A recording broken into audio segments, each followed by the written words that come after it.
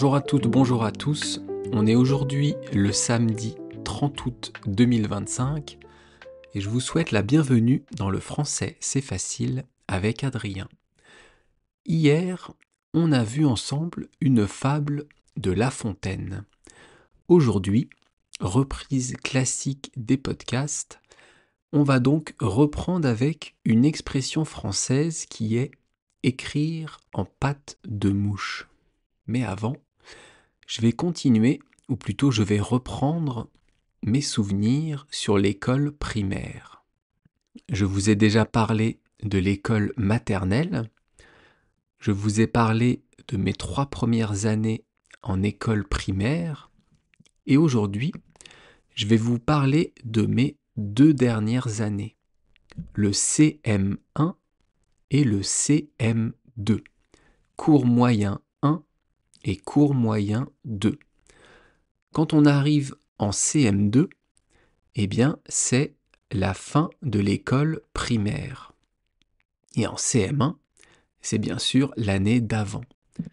Je me souviens que quand j'étais en CM1, eh bien, on était dans une classe mélangée. Il y avait la moitié des élèves en CM1 et la moitié des élèves en CM2. Du coup, les élèves de CM2, donc qui avaient 1 an de plus, pouvaient aider, pouvaient donner des conseils, aider à apprendre les élèves de CM1, donc les élèves qui avaient 1 an de moins qu'eux. Mais bizarrement, je n'ai pas trop de souvenirs autres de cette année. J'ai plus de souvenirs en CM2. Quand j'étais en CM2, eh bien, on était les plus grands de l'école. On faisait la loi. En CM2, on a 10 ans. Donc, par rapport à ceux qui ont 9 ans, 8 ans, 7 ans et 6 ans, eh bien, c'est nous qui dirigions la cour de récréation. C'est nous qui étions les grands. Alors que l'année d'après, quand on rentre en sixième, quand on entre en sixième, eh bien, on est les plus petits du collège. Mais je vous parlerai de tout ça demain. On va rester aujourd'hui sur le CM2. Je me souviens que j'avais un professeur qui était assez strict, mais qui était aussi très juste, plutôt gentil. Il s'appelait Monsieur Chardel. Il nous a appris beaucoup de choses, et à l'époque, de temps en temps, eh bien, il m'envoyait au coin. Je pense que ça ne se fait plus aujourd'hui à l'école, ça aussi ça doit être interdit. Mais à l'époque, quand je faisais une bêtise, quand je discutais trop, quand je n'écoutais pas, quand je répondais au professeur, eh bien, je me faisais envoyer au coin. J'allais dans un coin de la classe, la tête tournée contre le mur, contre le coin, et je restais là debout pendant plusieurs minutes jusqu'à ce que le professeur me dise de revenir à ma place. C'était une punition, c'était pour me punir, moi ou un autre élève qui avait fait une bêtise, eh bien pour qu'on comprenne, pour nous éduquer. Je pense que c'est interdit ça aujourd'hui. Je vous l'ai déjà dit, mais comme j'en sais rien, si quelqu'un a des infos là-dessus, est-ce qu'on envoie encore les élèves au coin? Est-ce que dans votre école, est-ce que dans vos souvenirs, vous avez eu des punitions quand vous faisiez des bêtises? N'hésitez pas à me le dire dans les commentaires, ça sera marrant de voir quel genre de punition dans votre pays on appliquait. Et pendant cette année de CM2, je me souviens qu'une fois par semaine, on partait à pied dans un centre équestre. Équestre, c'est avec des chevaux. Alors là, c'était plutôt des poneys, donc des petits chevaux. Et toute la classe de CM2, donc d'enfants de 10 ans, eh bien nous partions, je ne sais plus si c'était à pied ou en vélo, Enfin bref, dans ce centre pour monter sur des poneys, pour leur donner à manger, pour les nettoyer. Et c'est à cette époque-là que, étant monté sur le poney, je suis tombé, je me suis fait mal, et depuis, j'ai peur des chevaux. Alors maintenant, j'ai beaucoup moins peur, mais je me méfie, je fais attention.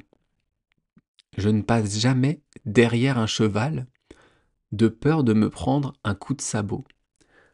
Autant j'adore les animaux, j'adore les chiens, les chats, les moutons, les brebis, même les faons, les chevreuils, les renards, tous les animaux, mais c'est vrai que le cheval, j'ai un peu de mal. Je trouve qu'on n'arrive pas à savoir ce qu'un cheval pense. J'ai beau le regarder dans les yeux, je n'arrive pas à savoir la pensée d'un cheval. Un chien, je sais s'il va venir vers moi pour une caresse ou s'il va venir vers moi pour m'aboyer dessus ou me mordre. Ça se voit. Mais un cheval, on ne sait pas. Et je me souviens aussi que parfois, en rentrant de l'école, quand je rentrais en vélo chez moi, eh bien, ma mère me préparait du pain beurré avec des carrés de chocolat. Pour le goûter, donc vers 4-5 heures, elle m'avait préparé du pain, donc une baguette. Évidemment, j'habitais en France, donc on adore la baguette, avec du beurre salé. Pourquoi salé? Parce que j'ai des origines, des racines normandes. Et qu'en Normandie, on ne mange que du beurre salé. Et des carrés de chocolat. Pain, beurre salé, carré de chocolat, c'est le bonheur. Enfin bref, ça c'était mes souvenirs de primaire. Demain, je vous parlerai de mes souvenirs de collège. Donc de début de collège plus précisément, parce que je vous parlerai de la 6e, la première année du collège, quand on a 11 ans. Et tout de suite, on va passer à l'astuce du jour. On va continuer ce qu'on a commencé il y a 2 jours. Il y a 2 jours, je vous ai parlé de mots qui pouvaient avoir plusieurs sens, comme le mot avocat, le mot pièce, le mot café, ou alors orange. Ou bien on a parlé aussi de rose. Une rose, c'est une fleur, et c'est aussi la couleur rose. Aujourd'hui, on va continuer un peu là-dessus, et on va parler d'homonymes. Des homonymes, ce sont des mots qui ont le même son, mais qui ne s'écrivent pas de la même manière. Alors, ça va pas être simple à l'oral, ça va pas être simple de vous expliquer ça dans un podcast, mais si vous voulez lire la transcription du podcast, vous pouvez vous connecter à mon site Patreon et vous aurez accès aux transcriptions écrites. Aujourd'hui, on va faire des homonymes de grammaire. Et demain, on continuera avec des homonymes, mais en général. Donc, des homonymes, pardon, qui n'ont rien à voir avec la grammaire. Donc, je vous rappelle, des homonymes, ça s'écrit avec un H, eh bien, ce sont des mots qui se prononcent de la même manière, mais qui ne s'emploient pas de la même manière. Par exemple, ou et ou. Je vous ai dit, ça se prononce pareil. Donc il y a OU et à côté OU accent grave. Ou OU, c'est une conjonction de coordination. Ça veut dire une chose ou bien une autre. Quand on a le choix entre ça et ça. On peut dire, vous préférez le pain ou le riz? Est-ce qu'on aime le pain ou est-ce qu'on aime le riz? Ça, c'est le ou, OU. Et ou, OU accent grave, eh bien, c'est un adverbe de lieu. On parle de l'endroit de quelque chose. Si je vous dis où se trouve le pain, où se trouve le pain, on demande à quel endroit est le pain. À quel endroit se trouve le pain? Ça, c'est O-U accent grave. Donc, où et où se prononcent pareil, comme vous l'entendez, mais ne s'emploient pas de la même manière. C'est comme sur et sur. Vous voyez, vous entendez, ça se prononce de la même manière. Il y en a un qui s'écrit S-U-R et l'autre qui s'écrit S-U accent circonflexe R. Sur S-U-R, ça veut dire au-dessus de quelque chose. Le pain est sur la table. Et sur S-U accent circonflexe R, ça vient de la sûreté, de la sécurité. Est-ce que ce quartier est sûr? Ça veut dire, est-ce que le quartier, est-ce que l'endroit est sécure? Est-ce que je suis en sécurité en étant ici? Est-ce qu'il va m'arriver quelque chose ou est-ce que ça va aller? Ça, c'est pour sûr et sûr avec un accent. On a aussi son et son. S-O-N-T et S-O-N. S-O-N-T, c'est le verbe être qui est conjugué à la troisième personne du pluriel. Ils sont dans la maison. Elles sont dans la maison. Ces personnes sont dans la maison. Et son, S-O-N, c'est un déterminant possessif. Je vous parlerai de ça un autre jour. Ça veut dire en fait que quelque chose appartient à quelqu'un. C'est son livre. C'est le livre de cette personne.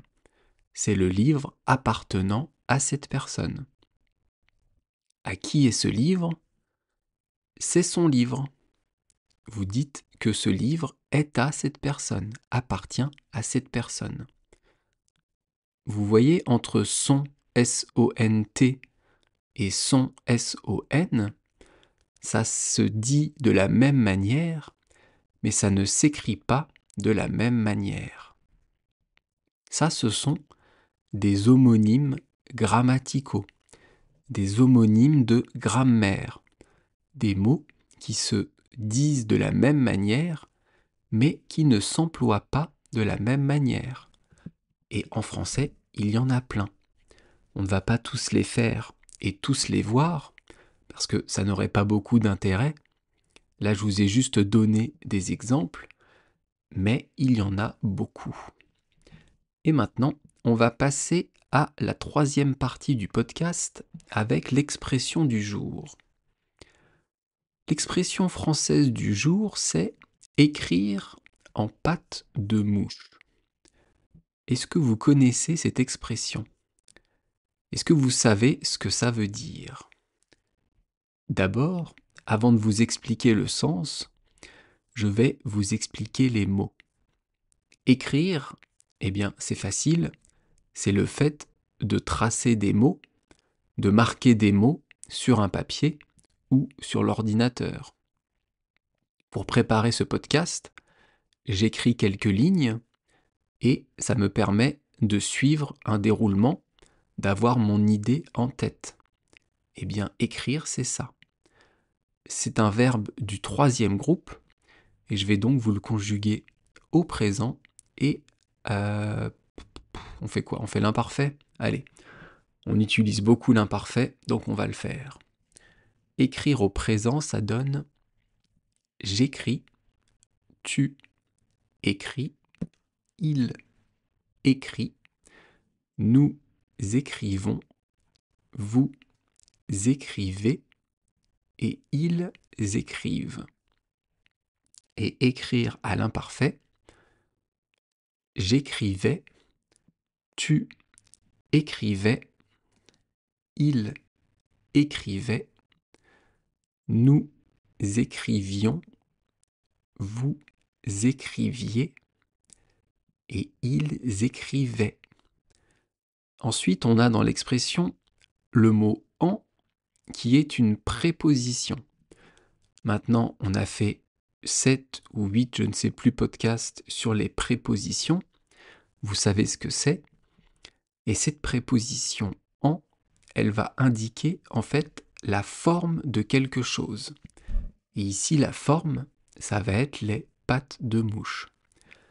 Les pattes, c'est les jambes d'un animal. Et la mouche, vous savez, c'est le petit insecte qui vole et qui fait.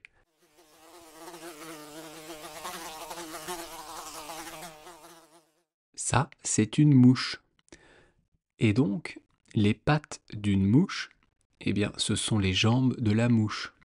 Elle doit en avoir 6, je pense, puisque c'est un insecte. Et donc, où j'en étais?